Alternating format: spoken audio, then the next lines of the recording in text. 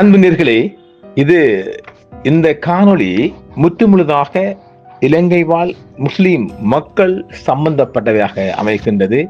எமது தமிழ் அன்பர்கள் தயவுசெய்து இந்த நிகழ்ச்சியை கேட்டுக் கொண்டிருங்கள். இதில் குறை நெறிகளை பாருங்கள். நாம் செல்வதில் நியாயம் இருக்கின்றதா, அநியாயம் இருக்கின்றதா என்பதை நீங்களும் பார்க்கலாம்.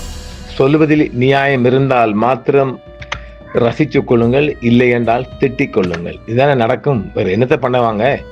நாம் கொண்டு வர அத்தனையும் நமக்கு முன்பின் எந்த ஒரு கோபசாபமும் கிடையாது. ஆனால் இந்த நாட்டில் நடக்கின்ற ஒரு பொதுவான விடயமாகத்தான் நான் அள்ளி வருகின்றேன். ஏனெனில் இந்த நாட்டில் முஸ்லிம் இனம் என்பது ஒரு மூன்றாம் இனம். அதில் மாற்று கருத்துக்கு இடம் இருக்கின்றதா? ஒரு மூன்றாம் இனம் என்கின்ற போது அவர்கள் இரண்டு இனங்களையும் சார்ந்து வழிநடத்தும் ஒரு முன்மாதிரியை கொண்டவர்களாக இருக்க வேண்டும் என்பதுதான் எனது அவா. நாம் நீண்ட காலமாக சொல்லுவது அதுதான். ஒரு மூன்றாம் இனம் என்பது ஒரு சிறுபான்மை இனம். ஏற்கனவே சிறுபான்மை இனம் தமிழ் இருந்தோம் என்றால் நாம் மூன்றாம் இனம் என்பது எல்லா இனங்களையும் அனுசரித்து செல்லக்கூடிய அளவுக்கு நாம் இருக்க வேண்டும் என்றால் இல்லை. தடியெடுத்தவன் எல்லாம் வேட்டையாடும் அளவுக்கு முஸ்லிம் இனம் மாறி இருக்கின்றது. அதாவது அவன் சார்ந்த குடும்பம். இங்கு எங்கேயுமே ஒரு இனம் என்ற ரீதியில் பார்க்கல. அவனுக்கு ஒரு பதவி கிடைச்சிட்டால் அவனை சுற்றி உள்ளவங்க மாத்திரம்தான் பார்க்கிறார்கள். அதனால்தான் இன்று சிங்கள மக்கள் மத்தியில் முஸ்லிம் மக்கள் மீது ஒரு மிகப்பெரிய அபாண்டம் எல்லாம் சுமத்தப்பட்டு வருகின்றது என்பதும் அண்மை கால தரவுகள். எனவே நாம் இந்த விடயங்கள் குறித்தும் நாம் ஜேவிபிக்குள் நுழைந்து பார்த்த முன்பும் இந்த செய்தி எம்மை எட்டி இருக்கின்றது. கடந்த ஒரு வாரமாக எதிர்கட்சிகளால், உதாரணமாக சுதந்திர கட்சி கூட இதை எதிர்க்கின்றது. அதாவது அரசியல் நோக்கத்துக்காகத்தான் இலங்கையின் வக்ஃபு சபை நியமிக்கப்பட்டுள்ளதாக இப்பொழுது பரவலான செய்திகள் வெளிவந்தம் இருக்கின்றது. இது இந்த வாரமே கடந்த 3 தினங்களுக்கு முன்பாக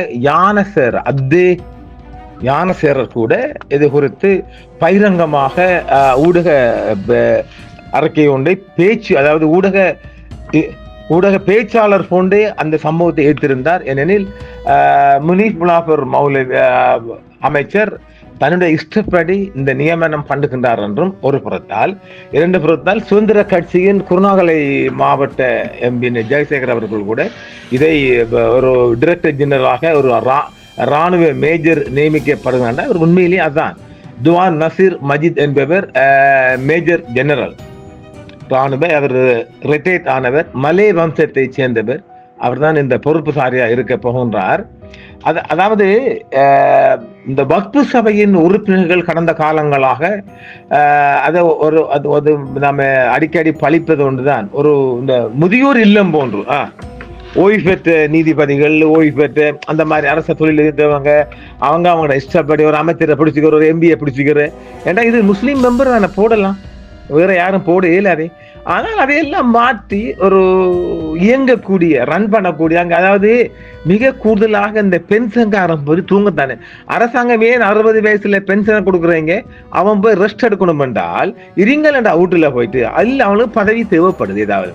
அதற்கு இந்த முஸ்லீம் வக்ஃபு போர்டுக்குள்ள போய் மெம்பரா போயிட்டு தூங்குறது தான். அதை நாம சரியாக சொல்ல போனால் முதியோர் இல்லம் தான் நான் சொல்லுவேன். ஏன்னா கடந்த காலங்களாக இந்த தமிழர் தரப்பு வீட்டு சின்னத்திலே ஆபீஸ் ஒன்று இருக்கு இல்லையா, அதுல இருந்ததெல்லாம் அப்படித்தான் அவங்களும் முதியோர் இல்லம். அதே போன்றுதான் இந்த முஸ்லிம்களுக்கு, அதாவது அரசாங்கம் கொடுக்கின்ற சலுகைகளை எல்லாம் மிஸ்யூஸ் பண்றாங்க. இது அதிகமாக ஏற்றுக்கொள்ளுங்க மக்கள். இது அது இப்ப நாம் இந்த விடயத்துக்குள்ள செல்வோம் பெஸ்ட்டுக்கு. அதாவது வக்ஃபு சபையின் உறுப்பினர்களாக புதிய அந்த போர்டை நியமிக்கிறதுக்கு அமைச்சர் முனீர் முலாபர் அவர்கள் சிபாரிசு செய்வதாகத்தான் சொல்லப்படுகிறது. இருக்கலாம், இல்லாம போகலாம். முதலாவது வருகின்றார் துவான் நசீர் மஜித் மேஜர் ஜெனரல். இரண்டாவது வருகின்றார் முனீர் தௌஃபிக் அல் ஹாஃபிஸ். ஒரு சட்டத்தனியா இருக்கின்றார், அவரும் வருகின்றார். சான் முகமது, இது வலுசக்தி அமைச்சரின் மீடியா செக்ரட்டரியா இருக்கின்றார். இவர் நீண்ட கால ஜேவிபியின் உறுப்பினர். அப்ப அதுக்குள்ள ஊழலுக்கு வாய்ப்பு குறையும். அடுத்தது எம்ஜேஎம் ஜவுஃபர், கொழும்பு மாநகர சபை உறுப்பினர். இப்பொழுது அந்த பதவியை அவர் ராஜினாமா செய்திருக்கின்றார் இந்த போர்டுக்குள் வருவதற்காக. மௌலவி எம்எஸ்எம் இர்சான் ரஃபாதி, இது நம்ம நாடு அறிந்த ஒரு எழுத்தாளர், மார்க்க சொற்பொழிவாளர், நீதி நியாயம் இருக்கும். அடுத்தது ஜிஹான் ஜருப் கலாநிதி பட்டத்திற்கான கற்கையினை மேற்கொள்வார். அவரும் பிஹெச்டிக்கு போறாரு. அப்ப அவரும் ஒரு படித்தாள் தான் போடுவோம். அடுத்து டாக்டர் ஏ ரிசி ஸ்கொட் அமைப்பின் முக்கியஸ்தர், அதாவது நம்ம கலம்பு 7 வரைக்கும் தானே, அதாவது டவுன் ஹாலுக்கு பக்கத்தில் இருக்கிற பள்ளிவாசல் இருக்கிற மிகப்பெரிய பள்ளிவாசல், மிகப்பெரிய வசூல் சென்டர், மிகப்பெரிய விஐபிகள் பாரது தெவட்டக பள்ளிவாசலின் நிர்வாக சபை உறுப்பினர். தற்போது அவரும் இந்த பதவியை ராஜினாமா செய்திருக்கிறார். அடுத்தது ரிவாக் அகமது, இவர் ஒரு மெம்பரா வந்தீங்க. ஆக இப்ப நாம் இங்க சொல்லுகின்றோம்னா இதெல்லாம் ஒரு இயங்கக்கூடிய ஆட்களாக எனக்கு படுது. என்றால் எனக்கு இவங்களை தெரியாது, இல்லை யாருமே ஒருவரை கூட தெரியாது, அமைச்சர் முனாஃபரை கூட தெரியாது. நான் நினைக்கிறேன் இது நல்ல டீம் ஒன்று போடப்படும், விடுங்களே பார்ப்போம். அதற்கு நம்ம ஆக்கள் தான் முஸ்லீம் இந்த கில்லாடி பயல்கள் அப்படி சொல்லுவோமா, இந்த கில்லாடி பயல்கள் தான் அந்த அரைவிட யானசாரர்கிட்ட போயிட்டு கம்ப்ளைண்ட் பண்ணிக்கிறாங்க, அவர் பிள்ளையான ஆட்களை நியமனம் பண்ண போகிறாண்டு. அடுத்தது Jayasekar MP, Kurunegala SLB MP, அவர்கிட்ட போய் நம்ம ஆளுங்க தான், இது அவ்வளவும் இந்த முஸ்லிம்காரங்க தான் போயிட்டு கம்ப்ளைண்ட் பண்ணிக்கிறாங்க, பிள்ளையான ஆட்களை அமைச்சர் முனீர் முலாபர் நியமனம் பண்ணாண்டு. அட இருங்கண்டா பார்ப்போம், கொஞ்சம் பார்த்துருவோமே. என்றால் நீ மிக நீண்ட காலங்களாக இந்த வக்ஃபு சபை நல்ல ஒரு இயக்கத்திலே இல்லை. என்னில் அது நமக்கு தெரியுங்க, எல்லாம் நமக்கு அது மட்டும் இன்னும் சொல்ல வரேன் நான் நிறைய. அந்த இயக்கம் நல்லதா இல்லை. அந்த ஓய்வு பெற்றவங்க, இந்த பென்ஷனுக்கு போனவங்க, அவங்கெல்லாம் போயிட்டு தூங்கிக்கிட்டு அந்த அந்த கிடைக்கிற கிளைம் எடுத்துட்டு காலம் கடத்துறாங்க. இந்த வந்துகிற டீம் எல்லாம் நான் நினைக்கல நல்ல இயங்கக்கூடிய டீமா இருக்கும்னு நினைக்கிறேன். பார்ப்போம், காலப்போக்குள்ள அவங்கள பத்தி வருகின்ற போது நாம அள்ளி வீசலாம். இப்ப இருங்களை அமைத்திக்கிட்டால் எல்லோரும் போது இந்த யானசாரருக்கு தெரியாத யாரை போட்டு இவங்க தான் போய் அதுக்குரிய லூப் எல்லாம் கொடுக்குறோம். அவங்க தான் ஆறு நம்ம முஸ்லிம்காரங்க தான். ஆக ஒரு நல்ல டீம் ஒன்று ஒரு நியமனம் பண்ணப்படுறீங்கன்னு நான் பார்ப்பேன். அவங்க மிக விரைவில் அந்த பதவியை எடுத்து செய்வாங்கன்னு பார்க்கலாம். என்ன ஒரு மேஜர் ஜெனரல் மாறத்தால அப்ப ஒரு ராணுவ கட்பிடி ஒரு ராணுவம் மாதிரி தான் அது போகும், அது மாறுக்கிறது இடமே கிடையாது. ஜேபி காரங்க ஒரு நீண்ட கால உறுப்பினர் இருக்கிற இல்லையா ஜான் முகமது, அதெல்லாம் வந்துக்கிறோம், அதை பார்க்கலாம். அடுத்து இன்னும் ஒரு விடுதலை சொல்ல வரோம். இந்த முஸ்லிம் சமய கலாச்சார அமைச்சு ஒன்று இருக்கு இல்லையா, அந்த அமைச்சுக்குள்ள நடக்கிற ஊழல் கணக்கே இல்லை. எப்படின்னு சொன்னால் அதை நல்லா கேட்டுக்கொள்ளுங்க. அதுவும் இப்போ ஒரு கிட்டத்தட்ட முஸ்லிம் சமய கலாச்சார திணைக்களம் என்பது ஒரு அரசாங்க திணைக்களம். வக்ஃபு சபை போர்டு என்பது அது ஒரு தனி போர்டு உண்டு, அதுக்கு போர்டு ஒரு சபை. அது அரசாங்கத்தில் நியமனம் பண்ணாலும் உங்களுக்கு ஒரு கிளைம் கிடையாது. அடிக்கடி கூடுவாங்க, சட்டங்கள் அதெல்லாம் பற்றி பேசுவோம். அதில் ஒரு சட்டவாதி வந்துட்டாரு, ஓய்வு பெற்ற நீதிபதி, அவங்கள தான் கொண்டு போறோம். எல்லாம் கிடந்து சாகுமாரி 70 வயசு இல்லை 80 வயசு அதுக்குள்ளே இருக்க பார்க்கானுங்கள். அது முடியலை கூடாது, அதெல்லாம் மாற்றி ஆகணும். மாற்றப்பட்டிருக்கு. வாழ்த்துக்கள் அமைச்சருக்கும் அரசுக்கும். இப்பொழுது இந்த முஸ்லிம் சமய கலாச்சார அமைச்சு பற்றி நாம் சொல்ல போனால் மிக ஏகப்பட்ட ஊழல்கள். அதற்கு ஒரு பணிப்பாளராக முஸ்லிம் தான் இருப்பார். கடந்த மிக நீண்ட காலங்களா ஸ்டாஃப் எல்லாமே அங்க முஸ்லீம் தான் கூடுதல இருந்தாங்க, முஸ்லீமாக்கு தான் இருந்தாங்க. அண்மை காலமாக அக்கௌண்டன்ட் அப்படி இப்படி சில போஸ்டுக்கு சிங்களத்தை கொண்டு வராங்க. ஏன் கொண்டு வராங்க? இனிமேல் தான் நல்ல இல்லை. அதாவது அதுவும் ஒரு முதியோர் இல்லம் போட்டு மிகப்பெரிய ஊழல் டைமுக்கு வாரல்ல. அடுத்தது இந்த முஸ்லீம் சமய கலாச்சார அமைச்சுக்குள்ள வடகிழக்கு மாகாணம் தவிர ஏனைய பகுதியை சேர்ந்தவங்க ஒட்டிக்கிட்டாங்க. மிக நீண்ட காலமாக அதுக்குள்ள இருக்கிட்டு அத்தனை தில்லாலங்கடி வேலையும் பண்றாங்க. இப்ப வடகிழக்குல இருந்து யாராவது போன அவன் அங்கிருந்து விரட்டத்தான் லைன் எடுக்கிறாங்க. அந்த நேரத்தில அவன் 2-3 மாசம் பார்ப்பான். அதுக்குள்ள இருக்கு. அது எது வந்து SLS பாஸ் பண்ணது இருந்து டிஓல உள்ள, அதாவது இந்த பொது நிர்வாக உள்நாட்டு அமைச்சின் மூலமாக அல்லது பொது நிர்வாக அமைச்சின் ஊடாக நியமனம் பெற்றவங்க எல்லாருமே அதுக்குள்ள வேலை பார்க்கலாம். ஒரு டிரெக்டர் இருப்பார் SLS, அதுக்கு கீழே உள்ளவங்க எல்லாம் நிர்வாக அமைச்சுங்கெல்லாம் வருவாங்க. அப்படி வர்ற நேரத்தையில நாடு முழுவதும் இருந்து நிறைய நம்ம ஆளுங்க தான் இருக்கிறாங்க எல்லாம். அதுல அக்கௌண்டன்ட் ஏன்னா அதுக்குள்ள நடக்கிற அநியாயத்தை ஒன்றை சொல்ல பார்த்து கொள்ளுங்க. அங்க அதுக்குள்ள கிடக்கிற வாகனங்கள், திணைக்களம் அதுக்குள்ள கிடக்கிற வாகனங்கள் எல்லாம் பேரிச்சம்பளத்துக்கு நிறுத்து கொடுக்குற வாகனங்கள். இதெல்லாம் நான் இங்க தெரியும், எனக்கு எப்போ தெரியும். இது இப்ப இதுக்காக இந்த செய்திக்குள்ள கொண்டு வரேன். நான் பேரிச்சம்பளத்துக்கு நிறுத்து கொடுக்குறதோ அந்த மாதிரி அந்த வாகனம் கிடக்குது. அந்த வாகனத்தை கூட எங்கேயாலும் ரிப்பேர் பண்ண போட்டால் ஒரு 30,000 50,000 செலவு போகணுமாண்டா இவனுங்க அங்க பெல் முடிப்பான லட்சக்கணக்கு தாண்டி. இது பாவம், இது ரொம்ப கொடுமை இல்லையா? இது நடக்கல எடுக்கணும். இவனாவது பள்ளிக்கு முன்பு சத்தியம் பண்ணுவானுங்களா? இதுக்கு யார் பொறுப்பு? இந்த வெஹிக்கிளுக்கு இன்சார்ஜா இருக்கிறவனா இருக்கட்டும், அதுக்குள்ள சிசியா இருக்கட்டும், இவன் யாரையும் பேர் சொல்ல விரும்பல, அத்தனை முஸ்லிம்காரங்க. மிக நீண்ட காலமாக இந்த மோசடி நடக்குது. இதெல்லாம் ஜேவிபிக்கு எட்டப்பட்டிருக்கு. அதுக்கு பிறகுதான் அவங்க நிறைய மாற்றங்களை கொண்டு வர போறாங்க. இதுல இருந்து அடுத்து அதுதான். அப்போ அதுக்குள்ள மிக மிக கொடுமை. அது பௌத்தர் வெளியே போய் பௌத்தர் போடுறோம். அந்த வாகனம் இந்த இப்ப இருக்கிற வாகனம் எல்லாம் கொண்டு நிறுத்து, இதுக்கு பெருச்சம்பளத்தை கொடுத்துடணும். கொடுத்துட்டு புதிய வாகனம் ஒன்றை கொண்டு வந்தா இது சரியா கள்ளம் பிடிக்கலாம். என்றால் அதாவது அது மர்தானே ஆஃபீஸ், அவங்களுடைய முஸ்லிம் சமய கலாச்சாரம் அமைச்சு மர்தானே, அங்கிருந்து ஒரு பெட்ராக்கு போனாங்க. ஒரு 3 கிலோமீட்டர் நகர்ந்தா அந்த வாகனம் ரோட்ல படுக்கும். அப்ப டக்குனு கொண்டு கராச்சியில தள்ளிவிட்டால் கிராச்சிக்காரன் அவனுக்கும் பிரச்சனை இல்லை. அவனும் 5-10 கூட்டிக்கிட்டு இவரும் 5-10 எடுத்துக்கிட்டு நல்ல பில்லு போடுவாங்க. பௌச்சர பில்ல போடுற அவ்வளவுதான். எவ்வளவு அது நாசமா சின்ன கணக்கு தான் சொல்றேன். 5 லட்சம் போகும்னா 15 லட்சம் ஆகும். அது இதெல்லாம் கொள்ளையடிப்பு இல்லையா? இதுக்குன்னு ஒரு தனி கமிஷனே போடணும். அடே இந்த வாழை தோட்டத்தை ஒரு வாழைப்பழம் திண்டா போதுமெண்டா, வாழை கொலையும் திண்டு வாழை தோட்டத்தையும் திம்பிங்க நாய்களா. இந்த மாதிரி தான் நடக்குது. சொல்ல போனா நமக்கு அம்படிக்க வருவீங்க. இதெல்லாம் நடக்கிற நிஜம். யாராவது இந்த ஊழல இல்லைன்னு ஒருத்தன் சத்தியம் பண்ணுவானா? அத்தனையும் தொப்பி போட்டு தாடி வச்சு நெத்தி கறக்கப்பட்டு தொழுகை செய்யறவன் தானே. இந்த தொழுகையெல்லாம் ஏற்றுக்கொள்ளலாமா? அது அல்லாஹ் தான் பார்க்கணும். அப்படி மிகப்பெரிய ஊழலுக்கு ஒரு இடமாக முஸ்லிம் சமய கலாச்சார அமைச்சுக்குள்ள நடக்குதுங்க. இது வெளிவராது, சொல்ல மாட்டாங்க. ஏனென்றா முஸ்லீம் தானே. அப்படின்னா முஸ்லீம் ஊழல் செஞ்சா சொல்லக்கூடாதா? நிறைய சொல்லணும். இதனால ஊழல ஒழிக்கணும், இதனால அடங்கணுமே முதலாவது. இந்த பாருங்க, இன்றைக்கு கூட 15-16 கோடி இது வந்திருக்குது. என்னது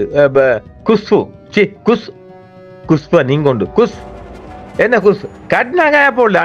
அடே நீங்க 16-20 இந்த பேக்கெட் பண்ணிக்கெல்லாம் கொண்டு அள்ளிக்கிட்டு வருவீங்களா? வெள்ளம்பிடியை சேர்ந்த பெரியவங்க மோலாஞ்சாதி அப்படி பார்த்துக்கொள்ளுமா? அப்ப பாருங்க, ஏர்போர்ட்டால 16-30 பேங்காக்ல இருந்து அங்க துபாய்க்கு மாறி துபாய் எல்லாம் வந்துக்கிறாங்க. எப்படி கள்ளக்கூட்டம் பாருங்களேன்.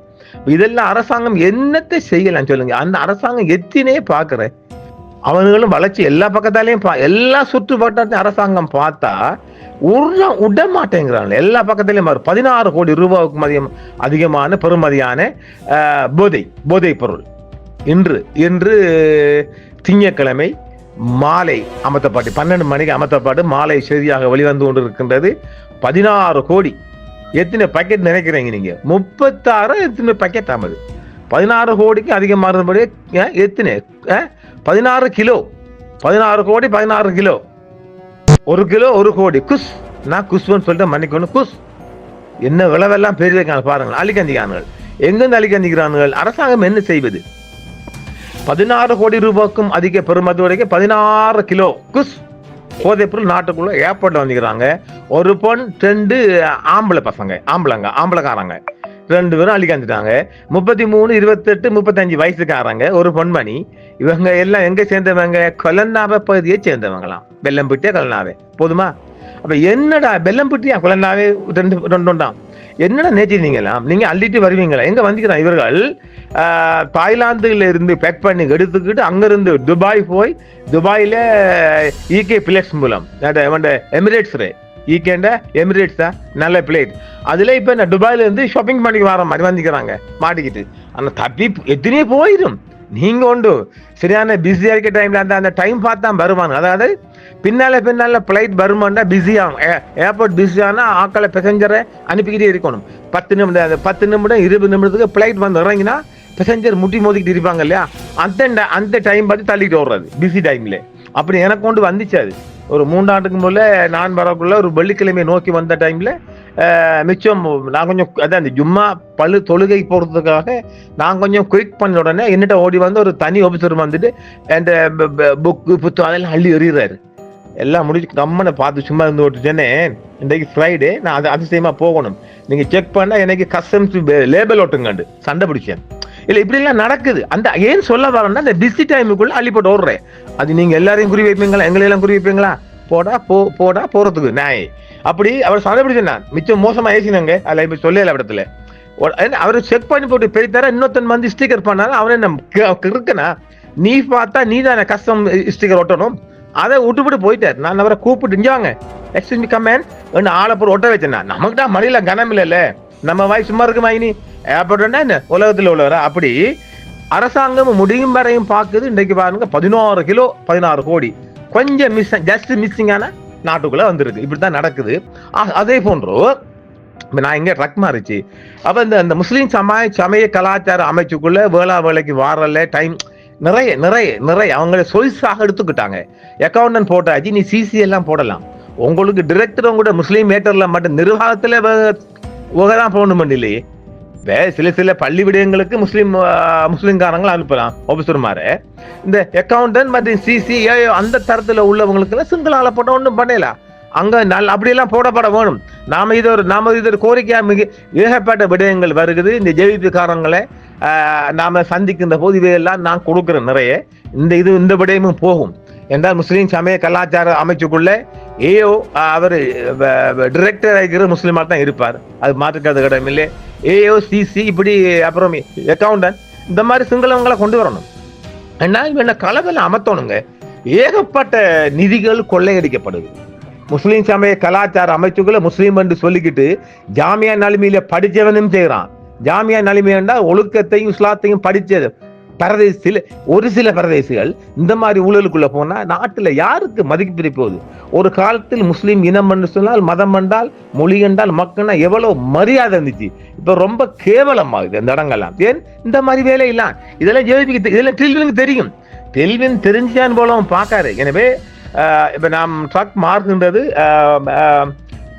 அதாவது முனீர் முலாவர் நியமனம் பண்ணியிருக்கின்ற இந்த 8 மெம்பர்களும் நிச்சயமாக நல்லா போகும், ஒரு சிறப்பாக போகும் என்று எதிர்பார்க்கப்படுகின்றது. அதற்கு அடுத்தபடியாக நாம இங்க ஒரு பகிரங்கமான ஒரு கோரிக்கையை வைக்கின்றோம். டெல்வின் மகாத்மணி இதை கொஞ்சம் பார்த்துக்கொள்ள. இந்த முஸ்லீம் சமய கலாச்சார அமைச்சுக்குள்ளோ சிசி சீஃப் கிளாக் அத்தரைஸ்ட் ஆபீசர் அப்புறம் கணக்காளர் அக்கௌண்ட் சிங்களால் வந்துட்டு இன்னும் 2 நியமனம் பண்ண வேணும். ஏன்னா இவங்க அடக்கி ஆகணும். என்றால் இந்த சலுகைகள் எல்லாம் மிஸ்யூஸ் பண்ணக்குள்ள அது முஸ்லீம் இனத்துக்கு பிழையாக போகுது. இதை நம்முடைய முஸ்லீம் மக்களும் புரிஞ்சு கொள்ளுங்க. உங்களுக்கு தந்த சலுகைகள் எல்லாம் அதை நீங்க மிஸ்யூஸ் பண்றதால நம்முடைய மக்களுக்கு மிகப்பெரிய அநியாயமும் அக்கிரமமும் நடக்க வாய்ப்பு இருக்குது. அதனால சாரப்பாம்பெல்லாம் எடுத்துக்கிட்டு நம்முடைய விடயங்களை பத்தி பேச வருகுது. அதுக்குள்ள அவட பௌத்தத்துக்குள்ள நிக்காம பக்புசாவுக்குள்ள மூக்க போட்டு நிக்குது. இதெல்லாம் நம்ம ஆளுங்க தான் போட்டு கொடுத்தது. ஏனென்றால் அவங்களோட ஊழல்வாதியை போட்டா தான் அவங்களுக்கு வாசியா போகும். அங்கிருந்து தான் வருது எல்லாம். பக்பு போட்டுக்குள்ள இருந்துதான் இப்படி விஷயம் எல்லாம் லீக் ஆகுது. வேற ஜெகசேர எம்பிக்கு தெரியுமா, சாரப்பாம்புக்கு தெரியுமா? யாருக்குமே தெரியாது. எனவே இந்த மாதிரி விடயங்களுக்கெல்லாம் நாம ஒத்து குழலுதாமே நல்ல விடயங்களை வரவேற்கணும், வாழ்த்தவனும். என்ன கேட்டால் முலாபர் மௌலி எனக்கு தெரிஞ்ச மேலே எம்பிய அவர் பிரதி அமைச்சர் அவர் அந்த அமைச்சை நாம் எப்பயுமே கொண்டம் பண்றோம் இல்லை. ஒரு டேபிளும் சேரும் போட்டு கொடுத்து ஒன்றுமே இல்லை, சும்மா உட்காந்து கொண்டிருக்கிறேன். சில அந்த இந்தியாவுக்குள்ள எல்லாம் இங்கேயும் தான் சில கடைகளில் பார்த்தோம்னா யாவரமே போகாது. என்னமோ ஒருத்தர் தொப்பியை போட்டு உட்காந்து கொண்டிருப்பாரு. என்ன நடக்குன்னே தெரியாது. அந்த மாதிரி இந்த அமைச்சும் சரிங்களா ஒன்றுமே கிடையாது. ஆக இதெல்லாம் உங்களுக்கு புரிஞ்சுட்டு இந்த சரிங்களா? ஆக துவான் நசீர் தான் அவர் தான் வந்திருக்கிறார், மேஜர் ஜெனரல். அவர் தான் டிஜியா இருப்பார். படைப்பாளர் நாயகம் தலைமை பதவியெல்லாம் அவங்க தான் பார்க்கலாம். இந்த ஒரு விடயம் அரங்கேற்றி இருக்கணும். பார்ப்போம் நல்லதை கெட்டதை. நன்றி நேயர்களே, மீண்டும் சந்திப்போம். என்றும் உங்களுடன் சன்ரைஸ் இந்தியா டிவி. சப்ஸ்கிரைப் பண்ணுங்கள், பெல் பட்டனையும் கிளிக் செய்யுங்கள். உங்கள் ஆதரவே எங்கள் சேவை. ஆதரவு தாருங்கள், அரவணைப்போம். மறக்காம சர்ப்ரைஸ் பண்ணுங்க. தேங்க்யூ.